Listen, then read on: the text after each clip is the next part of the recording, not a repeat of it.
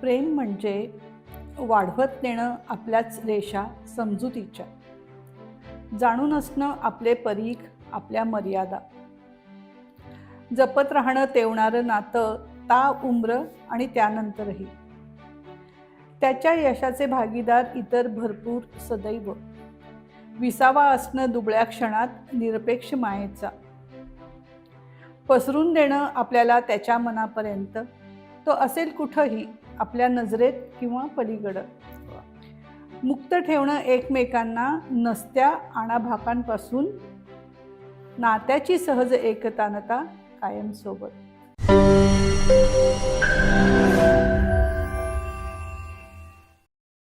वा वा वा वा खूपच छान प्रेमाची परिभाषा तुम्ही सांगितलीत मॅम. मित्रांनो नमस्कार. कविता जगणारी माणसंच्या आजच्या नवीन भागामध्ये आपल्या सर्वांचं मनपूर्वक हार्दिक स्वागत. आजच्या नवीन भागामध्ये आपण रंजना बाजी यांना बोलतं करणार आहोत. म्हणजे असण्या नसण्यातून सुरू झालेला प्रवास ते अगदी कुरुंजीच्या गोष्टी इथपर्यंत चा जो झालेला प्रवास आहे, अगदी तो 1990 सालापासून या प्रवासाला सुरुवात झाली. म्हणजे मला तर असं वाटतं की असण्या नसण्यातून हा काव्यसंग्रह तुमचा आत्ता प्रकाशित झाला, परंतु त्याची सुरुवात, त्याची पाळंमुळं ही 1990 सालापासूनच होती. त्यांना समाजसेवेचा घरातूनच वारसा लाभलेला आहे. एक्झिस्टेन्शियल सोशल फाउंडेशन या नावाने त्यांची संस्था आहे आणि KB जिनान सर आणि मॅम दोघं मिळून ही संस्था चालवतात आणि अनेक वर्षांपासून चालवतात आणि याचा विस्तार हा देशभरात झालेला आहे. अनेक कार्यशाळा त्यांनी घेतलेल्या आहेत. हा सगळाच प्रवास आपण जाणून घेणार आहोत. मॅम मनपूर्वक स्वागत आजच्या गप्पांमध्येच मी म्हणतो, कारण आपण गप्पाच मारणार आहोत. तुमच्याकडे खूप काही गोष्टी सांगण्यासारख्या आहेत, त्या मला ऐकायच्या आहेत. तर असण्या नसण्यातून ची सुरुवात आता ती त्याची कविता आणि कवितेचं पुस्तकही आत्ता झालं, परंतु सुरुवात ही खूप आधीपासून झालेली आहे. तर ती सुरुवात कशी झाली? खरं तर मी कधीच आजपर्यंत म्हणजे 2021 पर्यंत मी कधी कविता लिहिल्याच नव्हत्या. मला नेहमी वाटतं की करोनामध्ये जो शांतपणा मिळाला घरी असल्यामुळे, त्याच्यातून कदाचित ह्या कविता आल्या असतील. आणि मग तेव्हा मी सुरू केलं, हळूहळू फेसबुकवरती टाकायला लागले. आणि जसं काही मित्र आहेत त्यांना विचारायला लागले की बाबा कसं वाटतंय, तर मग लोक म्हणायला लागले की हां चांगलं झालंय. मग ते कंटिन्यू केलं, मग त्या बऱ्याच झाल्या, मग त्याचं पुस्तक झालं. बरोबर बरोबर. पण सुरुवातीची जी पहिली कविता आलेली होती, त्या पहिल्या कविता आल्यानंतरची तुमची भावना काय होती? कारण तो खूप वर्षानंतर कविता आलेली होती ना. ॲक्च्युली आमचं जेव्हा ते प्रकाशन समारंभ होता तेव्हा मला किरण केंद्रे होते आमच्या त्या समारंभाला. तर मग ते मला म्हणाले की त्यांनी मला विचारलं की कशी कविता तुम्ही लिहायला लागला. तर मग तेव्हा कसं होतं की आपण हा विचार नाही करत कधी. मग मी असं विचार केला की कशी बाबा. तर मग ना आपण जेव्हा जागे होतो, म्हणजे जागे होतो आपण, अंथरुणातून उठलेले नसतात, तेव्हा ना मला अशा ओळी दिसतात. आणि मग त्या हळूहळू ओळी यायला लागतात मनामध्ये. आणखीन मग त्या मी लिहून काढते. म्हणजे असं ते हळू येत राहतं. म्हणजे सुरुवात अशीच झाली. म्हणजे मला लिटरली काहीच असं नाही कळालं, पण त्या अशा दिसत राहिल्या ओळी मला. मग थोडेसे म्हणजे सुरुवातीला तर मी अगदी एखादा शब्द इकडं तिकडं केलं असेल, अशी तयार कविताच मला दिसायला लागली. मला माहिती नाही हे कसं होतं ते. आणि अशी मग सुरुवात झाली त्याची. पण मग आता भावनांची स्थिरता जी असते ती कविता लिहिताना किती तुम्हाला उपयोगी पडते?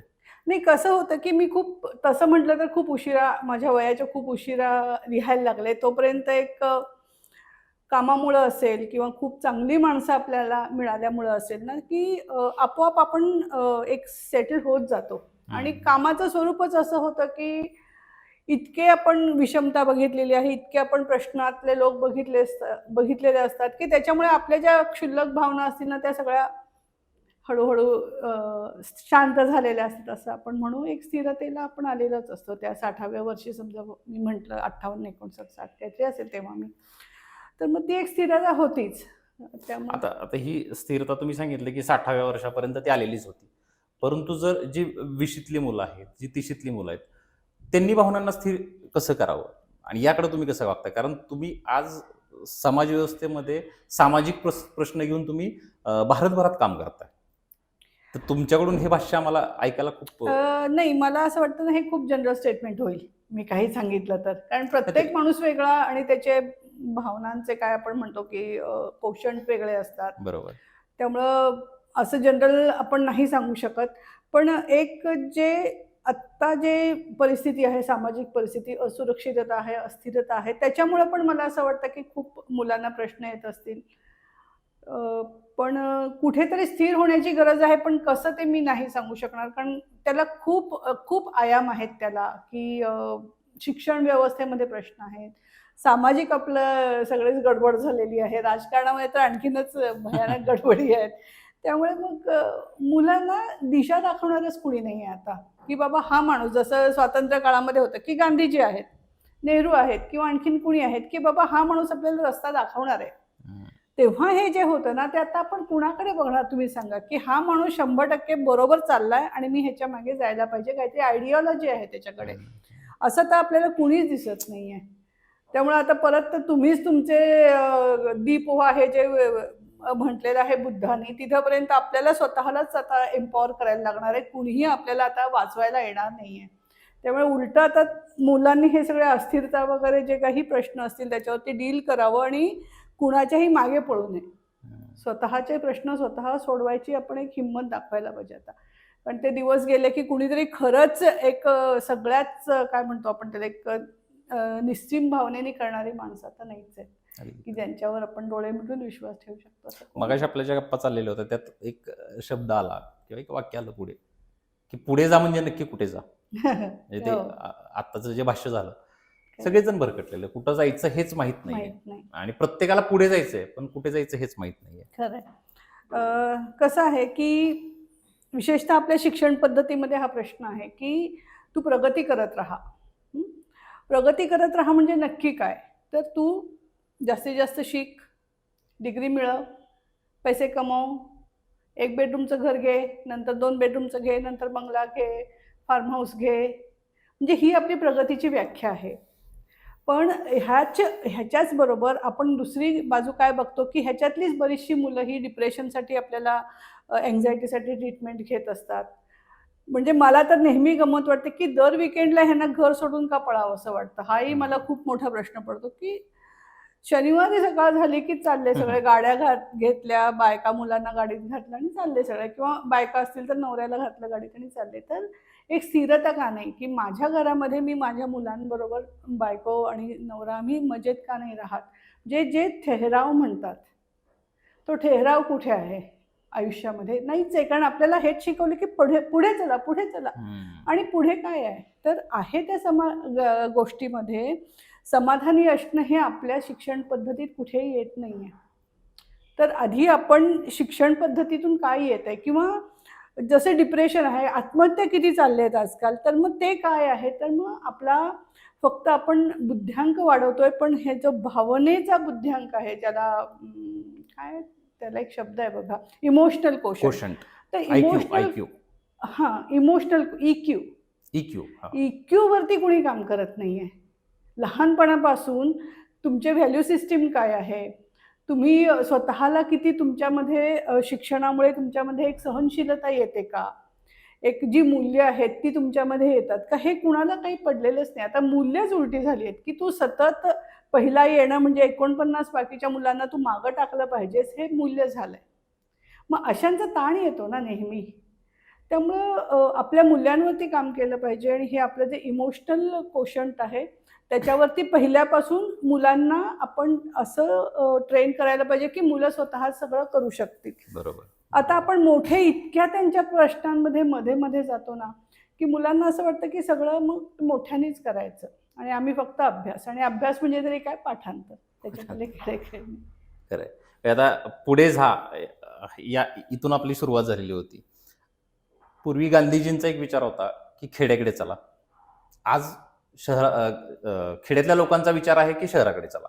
हे एक उलटा प्रवाह जसा आहे, तसा आपल्याला पाहायला मिळतोय. तुम्ही आता थोड्या वेळापूर्वी बोललात, की शनिवार आला, की लोकं गाड्या काढतात आणि फिरायला जातात. सहकुटुंब घेऊनच फिरायला जातात. कुठे जायचं माहीत नाही. फक्त फिरायला जायचं. बरोबर. मग आता पूर्वीचा काळ असा होता, की लोकं घरात खायची आणि शौचास बाहेर जायची. आता असं झालंय, लोकं बाहेर खातात आणि घरी शौचास येतात. म्हणजे काय चाललंय हे कुणालाच त्याचा ताळमेळ बसत नाहीये.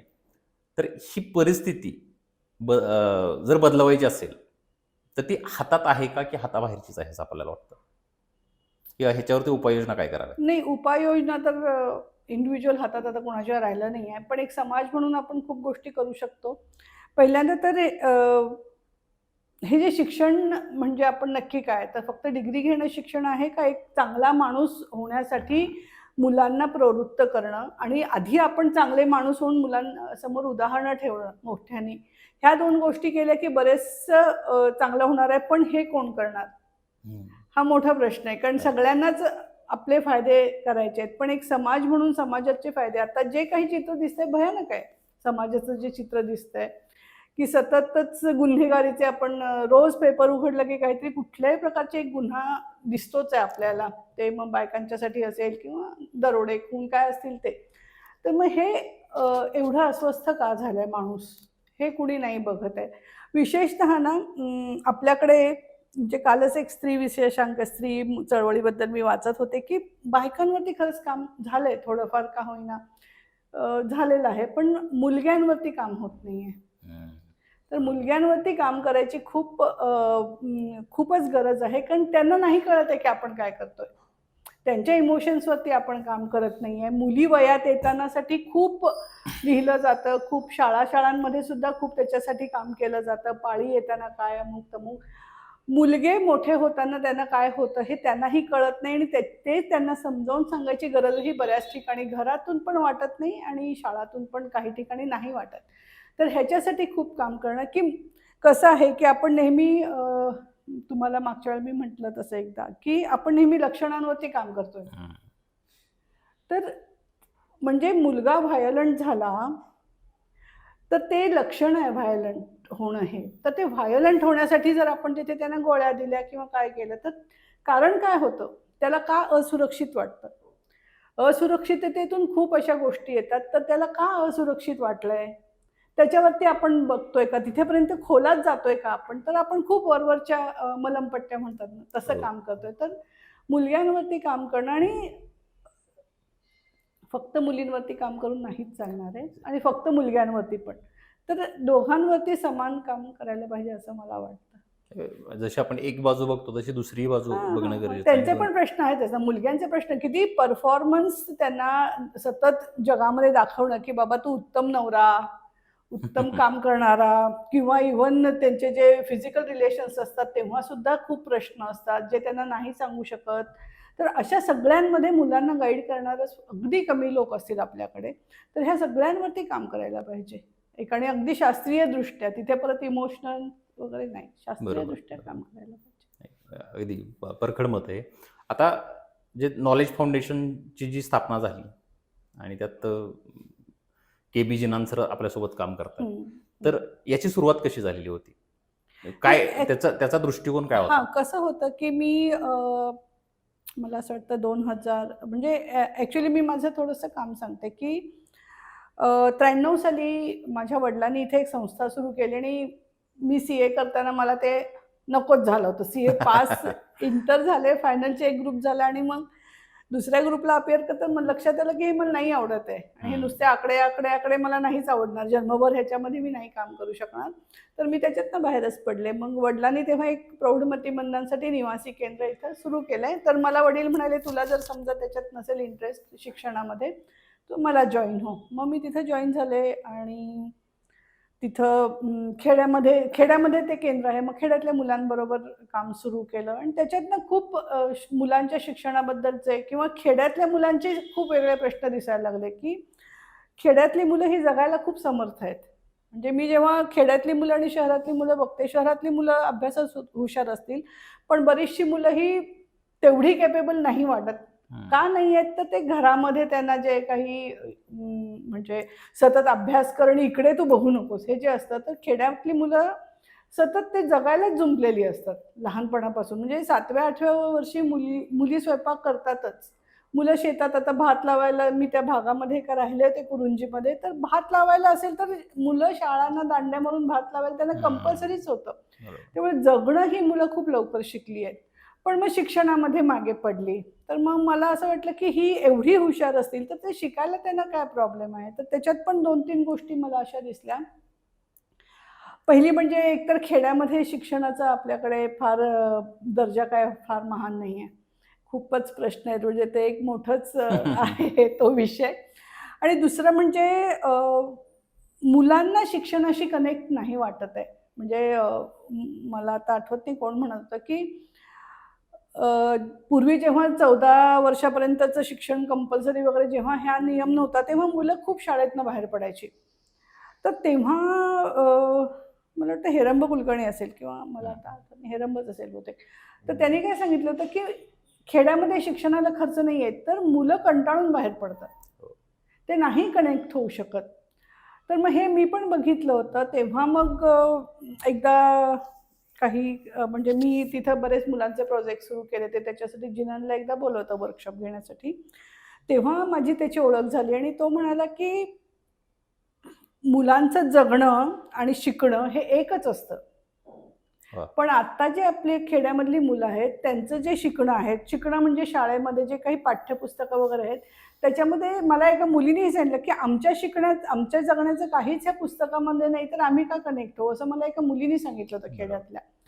त्यामुळे हे सगळे मला प्रश्न दिसत होते की आणि परत मूल शिकतं म्हणजे आता हे जे मूल घरामध्ये किंवा शेतामध्ये किंवा काय जे शिकतं ना, ते खूप महत्त्वाचं आहे. पण ते कुठेही आपण त्याला आपण त्याला महत्त्व देत नाही आहे. तर हे मग जिनांबरोबर कनेक्ट झाल्यावर ते जिनान काम करतो ते नॅचरल लर्निंगवरती, की मूल शिकतच असतं. म्हणजे प्रत्येक सजीव शिकत असतो. म्हणजे आता तुम्ही कधीतरी बघितली असेल, वेल चालली आहे वरती किंवा माडाची झाडं पण कोकणात मी अशी खूप बघितली आहेत. तर वेल चालली असेल आणि तिला इथे अडथळे आले, तर ती वेल अशी जाईल. म्हणजे जगण्यासाठीचं इंटेलिजन्स आहेच ना झाडांमध्ये, तसं सगळ्यांमध्ये आहे. तर ते आपण डिनाय करतोय मुलांचं आणि नुसतं लिहिण्या वाचण्यावरती भर देतोय. तर मूल पहिली एक 8 वर्ष तरी ज्ञानेंद्रिय वापरून शिकत असतं. आणि शिकत असतं म्हणजे काय, की आजूबाजूचं जग ते एक्सप्लोअर करत असतं आणि त्याच्यातनं समज, आकलन बनत जातं. म्हणजे मूल मुद्दाम काही असं आता मी शिकणार आहे, नाही करत आहे. तर ते काहीतरी करत असतं. आणि मूल जेव्हा आपण त्याला म्हणजे काही बंधन नसताना आपण त्याला जेव्हा तुला पाहिजे ते कर म्हणत असतो, तेव्हा ते सतत काहीतरी शिकत असतं. आपल्याला ह्याच्यावर विश्वास नाही. आपल्याला शाळांवरती विश्वास आहे. आपल्याला असं वाटतं की शिकणं आणि शाळा हे कनेक्शन आहे. तसं नाही. नाहीतर मग मूल जन्मल्यापासून जे दूध पिणं शिकतं, रांगतं, मातृभाषा शिकतं, तोपर्यंत ते काही शाळेत गेलं नसतं. तर ह्या सगळ्या गोष्टी हा निसर्ग नियम आहे की स्वतःच्या सस्टेन होण्यासाठी शिकणं हा निसर्ग नियमच आहे.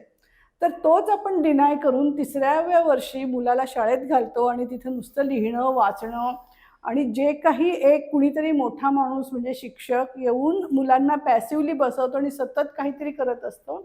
त्याच्यातनं एकतर मुलांची ज्ञानेंद्रिय सगळी बंद होऊन जातात आणि दुसरं म्हणजे मुलांना एक डिपेंडन्सी येते की बाबा कुणीतरी मला शिकवल्याशिवाय मी नाही शिकू शकत.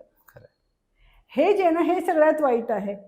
तर मुलांना शिकायसाठी एक व्यवस्थित एक चांगलं वातावरण तयार करणं एवढंच आपलं काम आहे. मुलं शिकतातच. आणि आत्ता जेव्हा इंटरनेट एवढं मोठं आलंय, AI आलंय, आपल्याला माहिती नाही की 5-7 वर्षानंतर शिक्षणाची काय दिशा असेल, आत्ता आपण नाही सांगू शकत.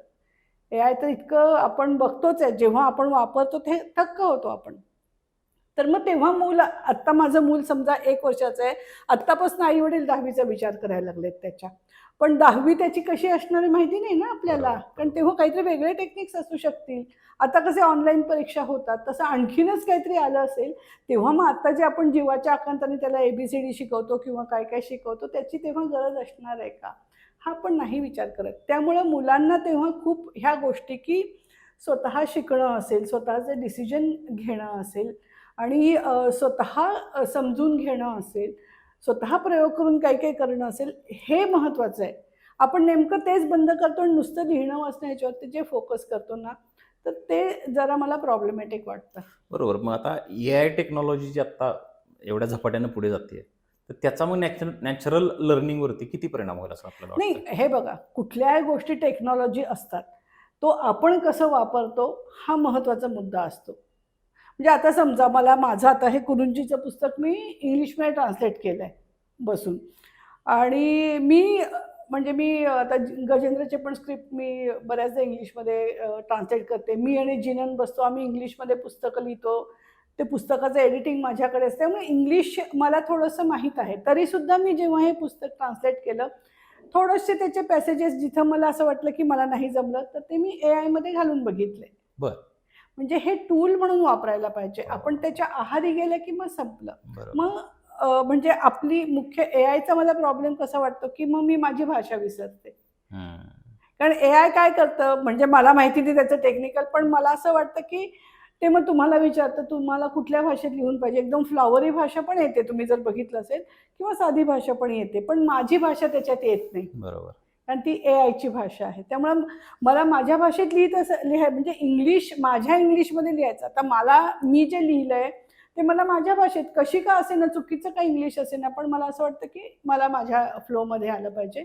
एखादं वाक्य असेल किंवा काय की मला नाही जमत आहे, तेवढं करणं वेगळं, पण सगळंच ते एआयने लिहिलं तर मग माझे अनुभव तेवढे ऑथेंटिकली नाही येणार असं वाटतं मला. खरंय. म्हणजे माझा काही अभ्यास नाही आहे एआयचा, पण असं मी जेव्हा त्याचं ट्रान्सलेशन माझे काही पॅराज जेव्हा टाकले एआयमध्ये, तेव्हा मला ते नाही आवडलं की अरे बरोबर. ह्याच्यात माझा फ्लेवर नाही आहे.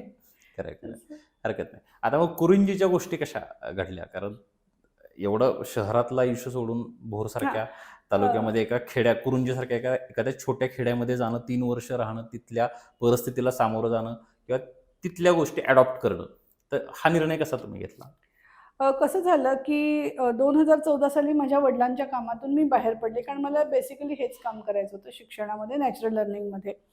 तर तेव्हा आम्हाला असं वाटलं की आपण एक शाळा किंवा एखादं लर्निंग सेंटर सुरू करायला पाहिजे. मग आम्हाला एक जण भेटले, ते त्यांची जागा होती कुरुंजीच्या शेजारी. ते म्हणाले की त्याच्यातली 1 एकर आम्ही देतो, तुम्हाला पाहिजे असली तिथे शाळा सुरू करा. पण कसं झालं की तिथे जेव्हा आम्ही गेलो की तिथे एकतर त्या शाळेमध्येच मुलं कमी हो. होती, आणि तिथले लोक म्हणाले की तुम्ही इथे शाळा सुरू केली तर आमची गव्हर्नमेंटची शाळा बंद पडेल, जिल्हा परिषदची शाळा बंद पडेल, तर तुम्ही आहे त्या शाळेमध्ये काम करा. म्हटलं ठीक आहे. आणि मग मी काय केलं की तिथे एक घर भाड्याने घेतलं. आणि कसं होतं, मी इथं माझ्या वडिलांच्या संस्थेमध्ये 22 वर्ष मुलांमध्ये काम केलं. पण आमचं कसं होतं की सेंटर वेगळं होतं आमचं, जे मतिमंदांचं सेंटर होतं, आणि त्याच्यामध्ये आमचं ऑफिस होतं. मग ऑफिसमध्ये बसून मी हे सगळं काम केलं होतं. अच्छा. मुलांबरोबरचे प्रोजेक्ट्स असतील किंवा मुलं जास्त करून वर्कशॉप्स वगैरे घ्यायचे, मुलं आमच्याकडे यायची. पण मी कधी खेड्यात जाऊन राहिले नाही. मीटिंग्स वगैरे घ्यायचो आम्ही खूप, म्हणजे बचत गट होते त्याचे पण मीटिंग्स बरेच अटेंड केलेत, किंवा मुलांचे आम्ही तिथे खूप प्रोजेक्ट केले. मग मुलांच्या मीटिंग्स असायचे, मुलांचे वर्ग. पण ती स्पेसिफिक वेळेला मी जाऊन, मग मुलांना माहीत असायचं की मी येणार आहे, बायकांना माहिती असायचं आम्ही जाणार आहे, तेव्हा ते एक वेगळं ऑफिशियल होतं. पण खेडं असं मी बघितलं नव्हतं, किंवा खेड्याच्या प्रोसेसेस काय असतात हे मला समजून घ्यायचं होतं. म्हणून मी कुरुंजीमध्ये घर घेतलं भाड्याने, आणि आठवड्यातनं एक 3-4 दिवस तिथे जाऊन राहणं, असं मी ठरवून घेतलं. म्हणजे असंच की बाबा मला बघायचं आहे की कसं, म्हणजे त्यांचं जगणं खरं कसं आहे. नाहीतर मग कसं मला तुकड्यात दिसत होतं. पण मला सकाळी उठल्यापासून संध्याकाळपर्यंत लोक काय करतात, किंवा निसर्ग चक्र तिथे कसं आहे, हे सगळं मला समजून घ्यायचं होतं. आणि मेनली कम्युनिटी कशी चालते हे पण मला समजून घ्यायचं होतं. म्हणून मग मी तिथे जाऊन राहिले. वा वा. नाही, मित्रांना मला सगळ्यांना सांगायला आवडेल की खऱ्या अर्थानं 3 वर्ष त्या ग्रामीण आयुष्य जगल्या. म्हणजे गांधीजींचा जो विचार होता की खेड्याकडे चला आणि खेड्यातल्या लोकांना पहा, त्यांचे अनुभव घ्या, तिथली संस्कृती जाणा, तिथल्या बऱ्याच गोष्टी तुम्हाला जगणं तुमचं समृद्ध करतात. तसं तुमचंही जगणं हे कुरुंजीच्या सगळ्या गावातल्या लोकांच्या सानिध्यातून हे जगणं समृद्ध झालं. कारण कुरुंजीच्या गोष्टीमध्ये खूप पात्र तुम्ही अशी लिहिलेली आहेत की जी सत्यवादी सगळी पात्र होती. ज्या गोष्टी तुम्हाला भावल्या त्या गोष्टी तुम्ही लिहिल्या. कारण मला पुस्तक वाचताना एवढी मजा आली ना, खरं सांगतो. कारण तुम्ही त्या गावात शिरल्यापासूनचा ते अगदी 3 वर्षानंतर गावातून बाहेर पडेपर्यंतचा सगळा प्रवास मांडलेला आहे. आणि हे पुस्तक वाचताना मी माझ्या गावात शिरलेलो पुन्हा, जसं की मी शहरात आलो आणि शहरातून पुन्हा मी गावाकडे गेलोय, आणि त्या गावातून फिरून परत मी पुन्हा शहराकडे आलोय. इतका सहज आणि सोपा प्रवास तुम्ही मांडलाय. म्हणजे अगदी मला तर ते बसवाल्यांच्या ज्या गमती-जमती होत्या बसमधून खूप मजा येताना. यायची, खूपच मजा. आणि किती 2-2, 3-3 तास स्टॉपवरती उभंच राहायचं, बस यायचीच नाही. पण मग स्टॉपवरचे लोक इतके इंटरेस्टिंग असायचे, खूप मजा येते. म्हणजे अ, आपण कुठलीही भूमिका न घेता जस्ट एक ऑब्झर्व्हरच्या भूमिकेत असलो ना, की आपण सगळ्याच गोष्टी एन्जॉय करतो. आपण मग "अरे, बस येत नाहीये" असं वगैरे म्हणालं, की आपल्याला मजाच येत नाही. ठीक आहे, नाही येत आहे. बरोबर. वास्तव काय, बस येत नाहीये. हो. तर ठीक आहे, मग काय करू शकतो? तर बघू शकतो ना आजूबाजूला. बरोबर, बरोबर. त्याच्यातनं खूप गोष्टी करतात. म्हणजे ती पात्रता खूपच एवढी एवढी मजा. भारी मांडलेली आहेत ना हो, तुम्ही. आणि त्याच्यात एकही गोष्ट खोटी नाहीये. म्हणजे कुरुंजीच्या गोष्टी लिहिल्यात.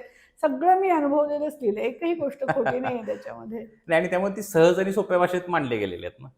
या जर त्यामध्ये काही असेल तर तुम्ही रंगवून पण ते मांडू हो, शकला असता. पण नाही. त्याची आवश्यकताच वाटली नाही आणि कदाचित. कसं झालं, की एक पेज आहे नवी उमेद म्हणून ह्याच्यामध्ये Facebookवरती.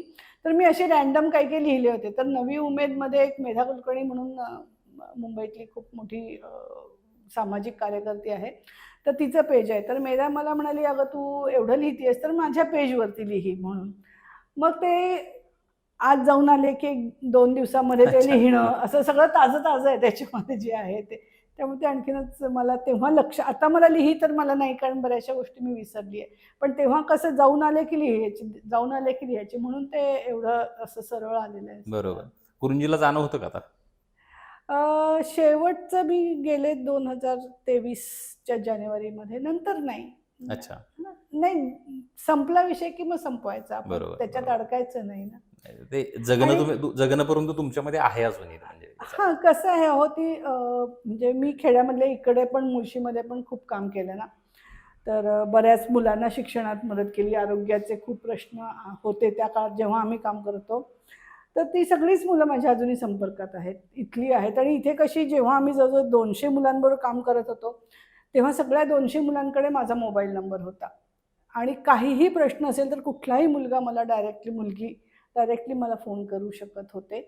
त्यामुळे तो एक कनेक्ट खूप छान झाला होता. म्हणजे कुरुंजीमध्ये काय, तिथे काय, मुलांशी कनेक्ट खूप चांगला झाला होता. त्यामुळे मुलं आहेत, सगळीच मुलं संपर्कात बऱ्यापैकी आहेत, किंवा काही असेल तर "अरे ताई असं झालं" वगैरे सांगतात. कनेक्टमध्ये. आणि अगदी समजा कनेक्टमध्ये नसतील, पण तरी 100% त्या मुलांना अजूनही तेवढंच प्रेम वाटतं आणि मलाही तेवढंच प्रेम वाटतं त्या वाह! वाह! मुलांबद्दल. आता आता नॉलेज फाउंडेशनच्या अनुषंगाने कुठे-कुठे आता काम चालू आहे मग तुमचं? नाही, ॲक्चुअली कसं आहे, की आम्ही खूप ऑनलाईन त्याच्यावरती वर्कशॉप्स घेतो. आणखीन जिनन जे मांडतो ते प्युअर फिलॉसॉफी मांडतो, की शिकणं ही खूप आपली शिकवण्यापेक्षा वेगळी गोष्ट आहे आणि त्याच्यामध्ये अ, शाळांमुळे काय त्याचे प्रश्न येतात, मॉडर्निटीमुळे काय प्रश्न येतात, हे सगळं जिनन मांडत असतो. तर कसं झालं, की ठाण्यामध्ये एक शाळा आहे, मराठी शाळा. तर तिथे रती भोसेकर म्हणून मैत्रीण आमची तिथे मुख्य आहे प्री प्रायमरीची.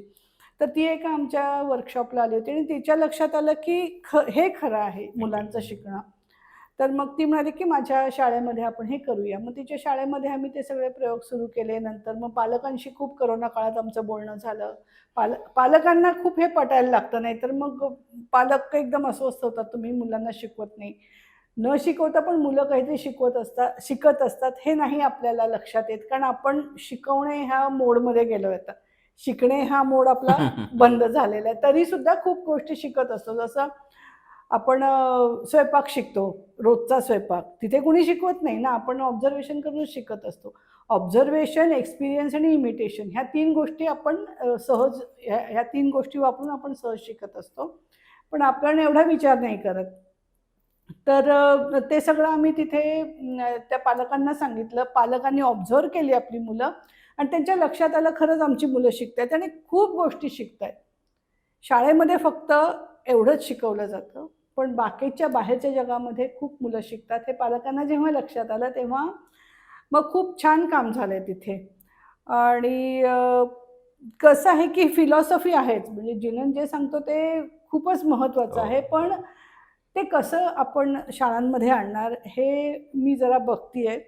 तर ह्याच्या ठाण्यामध्ये झालं. नंतर एक गुजरातजवळ एक छोटंसं खेडं आहे, तिथे एक शाळा होती. अ, तिथे सगळी आदिवासी मुलं होती, आदिवासी पाड्यातली मुलं यायची. तिथे एक 4 महिने काम करेपर्यंत करोना आला, तेव्हा ते बंद झालंय. सध्या मी कूर्गमध्ये एका शाळेमध्ये अच्छा. जाते, कर्नाटकमध्ये. कर्नाटकमध्ये. तिथे हे इंटरव्हेन्शन सुरू आहे. मग मी आधी मार्चमध्ये गेले, तेव्हा एक वर्कशॉप घेतलं शिक्षकांचं. आता परत जूनमध्ये गेले आणि मग वर्ग कसे घ्यायचे, म्हणजे तुम्ही फक्त ऑब्झर्व्ह करा आणि मग मुलं काय काय करतात ते तुम्ही ऑब्झर्व्ह करा आणि ते रोज मला आता रिपोर्ट पाठवतात की हे केलं, हे केलं. मग कसे आहे की भाषा आपल्याकडे ना एक इंग्लिश भाषेचा, म्हणजे इंग्लिश भाषा खूप चांगली आहे, त्याच्याबद्दल मला काही, पण त्याच्याबद्दल ना एक आपण गुलामगिरी आपल्यामध्ये खूप आहे असं मला वाटतं की इंग्लिश म्हणजे आलंच पाहिजे, नाही तर काय आपलं खरं नाही. हे जे आहे ना ते सगळीकडेच आहे. मग मी त्या मुलींना म्हटलं, मग तुमचे आणि कन्नड शाळा आहे म्हटलं, मग तुम्ही त्यांना कसं की पालकांचं खूप सगळीकडे प्रेशर आहे की मुलांना इंग्लिश शिकवा. तर मग आम्ही प्रार्थना एकतर आम्ही संस्कृतमध्ये घेतो, नाहीतर इंग्लिशमध्ये. म्हटलं मुलांना अगं संस्कृत पण कळत नाही, इंग्लिश पण कळत नाही, कशाला? मग तुमच्या लोकल प्रार्थना तुम्ही शोधून काढा. मग त्या मुलींना सांगितलं, एक तुम्ही कन्नडमध्ये तुमची प्रार्थना असली पाहिजे. मग त्या मुलींनी शोधल्या. हे सगळं आता तिथे काम सुरू आहे. मग तुम्ही स्वतः खूप मुलांना न शिकवता मुलांना एक तुम्ही लर्निंग एन्व्हायरमेंट क्रिएट करा. काही गोष्टी ठेवा. खेळणी द्यायची नाहीत मुलांना, कारण खेळणी हे प्रॉडक्ट आहे आणि मुलं प्रोसेसमध्ये असतात. मुलांना जेव्हा पाहिजे तेव्हा मुलं स्वतःची खेळणी बनवून घेतात. आपण खेळणी जेव्हा देतो तेव्हा त्यांना मार्केटमध्ये ढकलतोय आणि हे मार्केट अतिशय स्ट्रॉंग आणि हिंस्र मार्केट आहे. त्याच्यामध्ये मुलांना ढकलायचं का हे आपण ठरवायला पाहिजे, कारण खेळणी म्हणजे काय हे आपण कधीच विचार करत नाही. खेळणी हा मूल जेव्हा एखादी गोष्ट आकलन करून घेत असतं तेव्हा मूल एक प्रोडक्ट बनवते, छोटीशी गोष्ट बनवून घेतात स्वतःच्या त्या प्रोसेसचा भाग म्हणून ते खेळणं असतं. जसं आपण बोललो की मूल जर स्कूटरवरून आईबाबांबरोबर जाऊन आलं तर ते स्वतःचं शरीर पण स्कूटर म्हणून वापरतं आणि फिरून येतं. किंवा मी बघितलंय की लोडचं एका मुलाने स्कूटर केलं तर त्याच्यावरती तो पुढे बसला, बहिणीला मागे बसवलं, चाललो आम्ही. म्हणजे जो स्कूटरचा अनुभव होता तो वेगवेगळ्या पद्धतीने, म्हणजे कधी वेगाचा अनुभव मांडायचा. तर स्कूटर वस्तू पण असते, त्याच्यामध्ये वेग ही प्रोसेस पण असते, त्याचं मेक कसं आहे ते सगळं. तर मग वेगाचा अनुभव करायचा असेल तर तो स्वतः स्कूटरवरून फिरून येतो. किंवा नुसती वस्तू म्हणजे मग तो लोडवरती बसतो. अशा खूप गोष्टी मुलं करत असतात. तर त्या क्षणी लोड आहे त्याच्यासाठी स्कूटर आहे. म्हणजे माझ्याकडे आम्ही खूप असे व्हिडिओज जमवलेत. तर माझ्याकडे एक असाही व्हिडिओ आहे की प्रेशर कुकर असतं ना आपलं, तर त्याचे 2 दांडे त्या मुलांनी असे केले आणि त्याची स्कूटर बनवली आहे. दिसलं ना स्कूटर सारखं. तर इतकं इमटेरियल आहे खेळणं मुलांसाठी, कारण ते नंतर त्याचं महत्त्व, त्या खेळण्यापुरतं त्याचं महत्त्व आहे. पण आपण काय करतो की मार्केट खूप हुशार आहे आपल्याकडचं, म्हणजे जगातलं सगळीकडचंच, की लगेचच मग आपलं ते तुमचं पेरेंटहूड तिथे एकदम पणाला लागतं. तुम्ही मुलांना खूप महागाच्या गोष्टी नाही घेऊन दिल्या तर. ब्रँडेड कपडे, ब्रँडेड खेळणी ही सगळी मोठ्यांची गरज आहे. मुलांना काही फरक पडत नाही. फाटकी चड्डी घालून सुद्धा मूल मस्त हिंडत असतं. ते आपल्या इगोचा प्रश्न, अरे माझं मूल फाटकी चड्डी घातलं म्हणजे काय? मुलांना काही फरक पडत नाही हो, पण ह्या आपण सवयी लावतो. बरोबर. मग मुलांना तेच लागतं ना. मग माझ्या मुलाला असले शूज नाही लागत. काहीच गरज नसते त्यांना. त्यांना चालणं महत्त्वाचं असतं आणि शूज हे परत एक त्याच्यासाठीचं साधन आहे. अगदी खरं. आपण साधनांवरती इतकं फोकस करतोय की हे जे प्रोसेसेस आहेत ते आपल्याकडे सगळ्या मागेच पडत आहेत. अगदी खरं. मग भाषा या विषयावरती आपली चर्चा चाललेली होती आणि भाषा मग नॅचरल लर्निंग मध्ये भाषा किती महत्त्वाची आहे? कारण तुम्ही मूळच्या कर्नाटकी, तुमचा जन्म सांगली जिल्ह्यातला, तुमचं सगळं शिक्षण सांगलीमध्येच झालं, तुमची मुलं मराठी माध्यमातून शिकलेली आहेत, बरोबर? आणि असं म्हटलं जातं की जसं की आता मी तुम्हाला जो व्हिडिओ पाठवला यांचा गजेंद्र हिरे सरांचा, आणि त्याच्यामध्ये आम्ही मराठी भाषा दिना दिवशी त्यांचा इंटरव्ह्यू घेतलेला होता आणि त्यांनी खूप सुंदर भाष्य केलेलं होतं. भाषेला संवर्धनाची गरज आहे का? त्यांनी सांगितलेलं अजिबात नाही. झाडं लावू नका. त्यांनी खूप सुंदर बोललेलं होते, झाडं लावू नका, जंगलं तोडू नका, तुम्ही मध्ये पडू नका. मध्ये पडू नका. ते आपोआप उगवतात, झाडं येतात. तसं भाषेला संवर्धन करण्याची गरज नाहीये, तुम्ही फक्त ती बोलत राहा. हा किंवा तुम्हाला अजून- पहिल्यांदा ज्यावेळेस तुम्ही पहिला शब्द ज्या भाषेमध्ये बोलता, जी तुमच्या हृदयातून येते, तीच तुमची निसर्गाची भाषा असेल, तीच तुमची जवळची भाषा असेल. यावर असंही आपलं मत नाही काय? असंही नाही. आता आमच्या घरामध्ये खूप अशी मुलं आहेत की ज्यांची आई एका भाषेची, वडील एका भाषेची. बरोबर मग मुलं दोन्ही भाषा उत्तम बोलतात. बरोबर म्हणजे त्यांना दोनही भाषा तेवढ्याच जवळच्या आहेत. म्हणजे लहानपणी परिसरामध्ये ज्या भाषा असतात त्या आपल्या होतात. किंवा इव्हन शेजारी सुद्धा आता माझ्या बहिणीच्या मुलाच्या शेजारी सिंधी लोक होते, तर ती मुलं सिंधी पण बोलायची कारण त्यांच्याकडे खेळायला वा. जायची. त्यामुळे भाषा हे काय फार अभिमानाचा विषय नाहीये किंवा असं एकदमच त्याच्यासाठी खूप आपण भांडावं अशी नाही आहे. आणि आम्ही जेव्हा नॅचरल लर्निंगच्या दृष्टीने विचार करतो ना, की नॅचरल लर्निंग हे आपल्या ज्या ह्या ज्ञानेंद्रिय आहेत त्याच्यातून घडत असतं आणि भाषेचा रोल हा फक्त कम्युनिकेशनचा आहे. बरोबर म्हणजे आता समजा त्याला आपण इंग्लिशमध्ये जिनन जेव्हा त्याच्याबद्दल बोलतो तेव्हा तो म्हणतो की इम्प्लिसिट नॉलेज आणि एक्सप्लिसिट नॉलेज. म्हणजे आपण काही आकलन आपल्यामध्ये होतच असतं.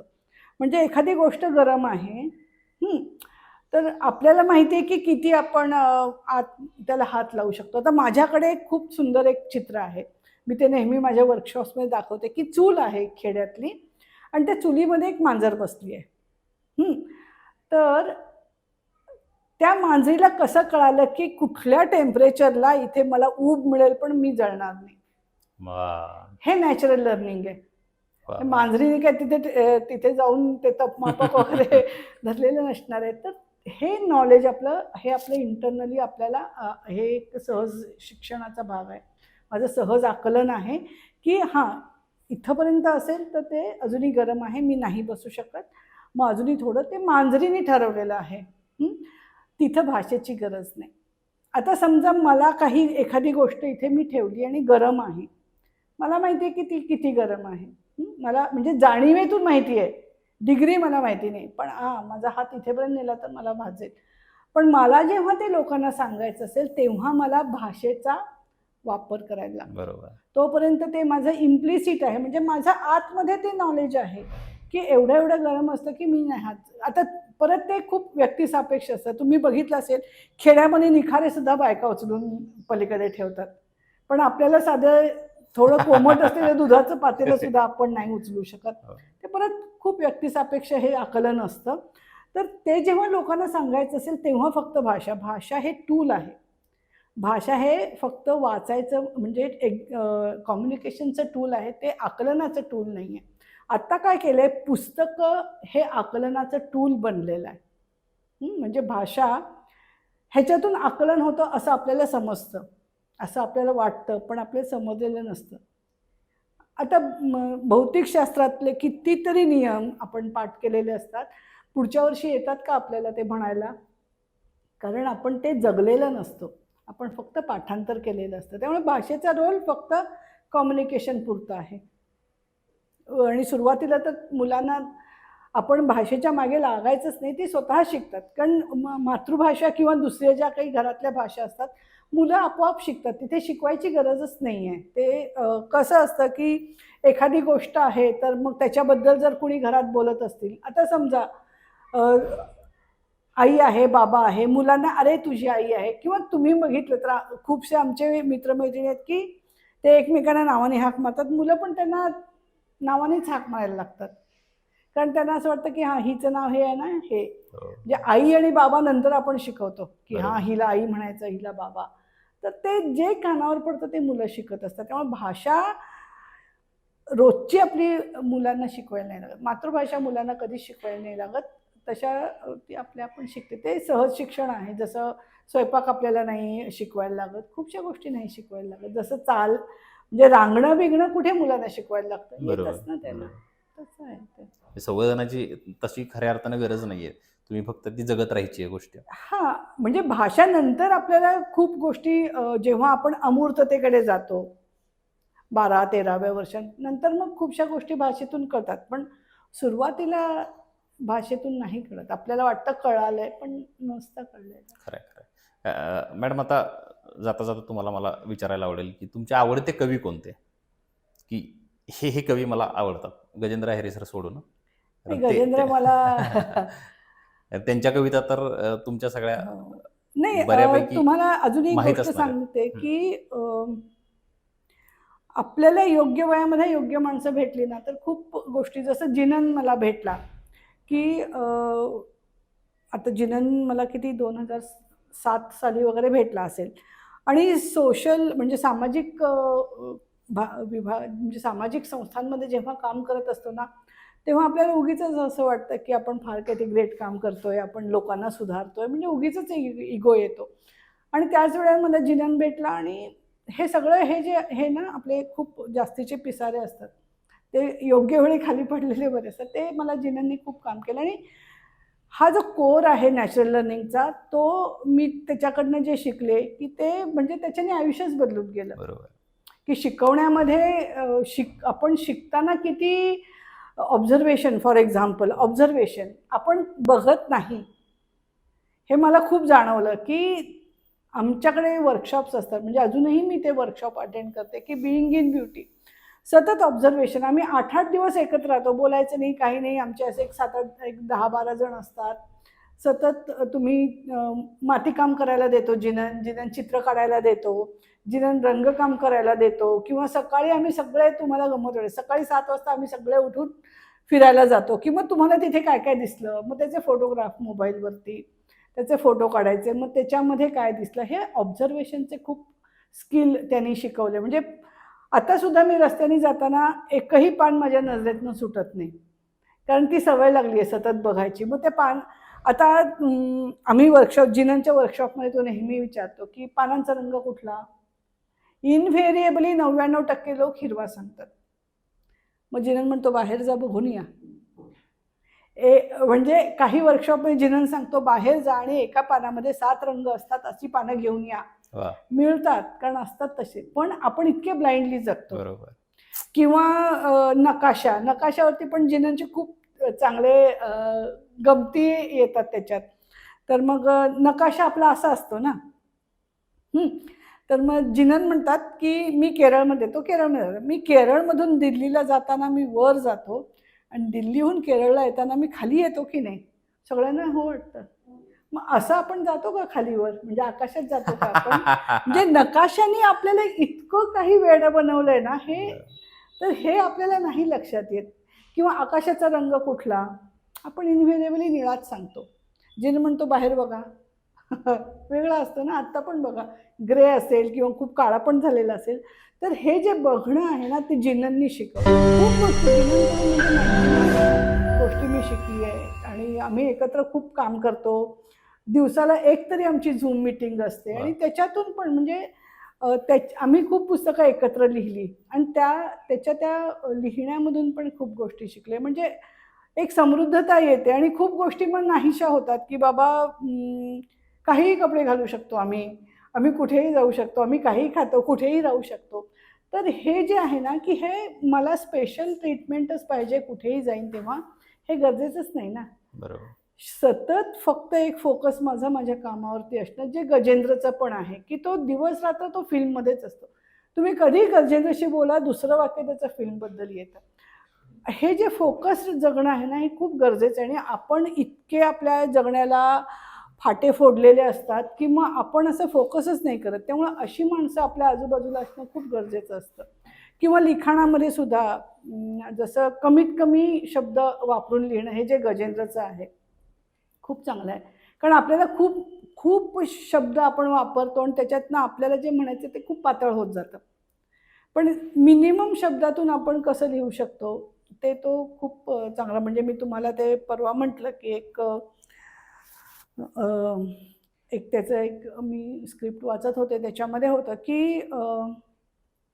की तो एक कलाकार असतो, ॲक्टर असतो, तो तयार होत असतो, आणि त्याची मैत्रीण असते का बायको, मी ते विसरले, तर ती सांगत असते की तू केवढा मोठा कलाकार आहेस, हे फक्त सांगायला ती एक खूप सुंदर वाक्य, म्हणजे ते मी अजूनही, की ती म्हणते की तुम लोगों को कहोगे वो चांद है तो लोगों को चांद दिखेगा.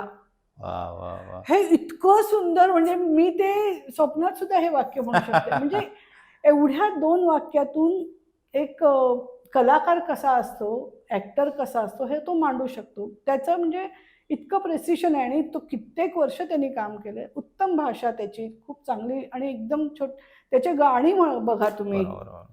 2-2, 3-3 शब्द असतात, पण त्याचे इतके गाणी खूप चांगली आहेत. म्हणजे भेटणाऱ्या प्रत्येक माणसाकडून काहीतरी आपण शिकत असलं पाहिजे असं मला वाटतं. अगदी खरं आहे. नाही, तुमच्या आता या सगळ्या चर्चेतून हेच लक्षात आलं परत, की तुमच्यासाठी गजेंद्र अहिरे सर एक उत्तम कवी आहेतच, उत्तम माणूस आहेत. जसे ते लेखक दिग्दर्शक म्हणून ग्रेट आहेत, तसे ते उत्तम कविता सुद्धा करत असतात. मला असं वाटलं गजेंद्रवरतीच आपण करतोय की काय एपिसोड.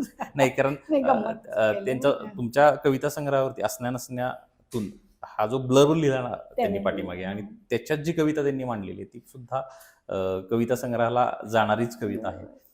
तर मला नाही, कसं होतं की चांगली माणसं आपल्याला भेटणं खूप गरजेचं आहे. हो, हो. योग्य वेळी भेटली पाहिजेत. म्हणजे आपल्याला समृद्ध करणारी माणसं आपल्याला भेटायला पाहिजेत आणि आपण ते समजून घ्यायला पाहिजे की कोण आहे, खरं. आपल्याला समृद्ध करणारं कोण आहे हेही समजायला पाहिजे. नाहीतर कुठलीही थातूर माणसं येतात आयुष्यामध्ये, मग आपण नाही तिकडे वाहवत जातो. त्याच्यापेक्षा मग एक फोकस येतो की म्हणजे इतकं असतं की म्हणजे जिनन हा खूपच इम्पॅक्ट त्याचा आहे की मला एक 10 मिनिटं इकडे तिकडे बघायला की मला अरे गिल्ट येतो की अरे आपण काहीच काम करत नाहीये. मग लिहा, मग वाचा, किंवा म्हणजे एक लिस्ट तयार करून ठेवलेली असते की हे लिहायचं आहे. मग मला छोटी पुस्तकं, म्हणजे आता आम्ही नॅचरल लर्निंग म्हणतो, सहज शिक्षण, त्याच्यावरती मला पुस्तिका बनवायच्या आहेत, मला ट्रान्सलेशन करायचे आहेत आमच्या पुस्तकांची, अशी मी यादी करून ठेवली असते डोक्यामध्ये. त्यामुळे मला जराही मी इकडे तिकडे अशी सरकले की मला जिनन आठवतो, नाही आपल्याला ही कामं करायची आहेत.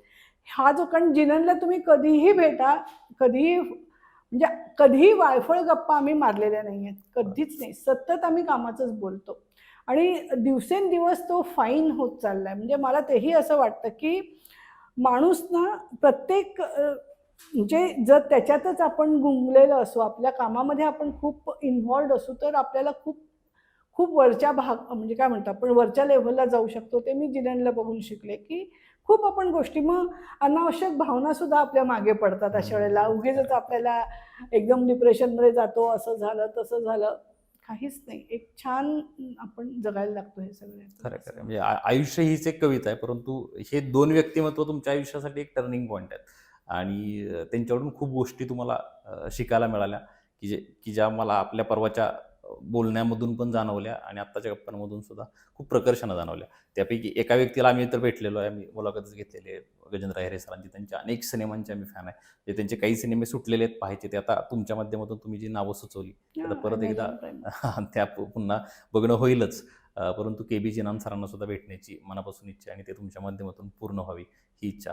तुम्ही आमच्या वर्कशॉपला या कधीतरी, आणि सगळ्यांनी यायचं, मुलं तुम्ही, म्हणजे हो. आम्ही फॅमिलीजना बोलवतो, नाहीतर फक्त मग आई वडील आले आणि मुलांना कुठे सोडलं की मग ते अस्वस्थ होतात. त्याच्यापेक्षा आमच्याकडे फॅमिलीजच असतात सगळे. नक्की.